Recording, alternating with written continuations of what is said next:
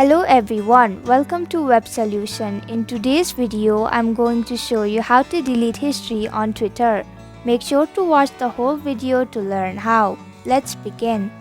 First, open up X or Twitter on your mobile device.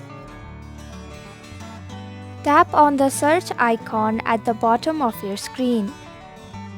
Now go ahead and tap on the search bar at the top of your screen. Tap on the small cross button right below the search bar. Tap on Clear to delete all your history on Twitter.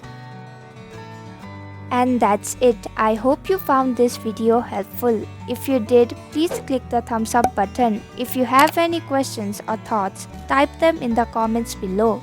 And don't forget to subscribe to our channel for more updates. Click the bell icon too so you'll know when we post a new video. We'll be back with another video soon. Thanks for watching.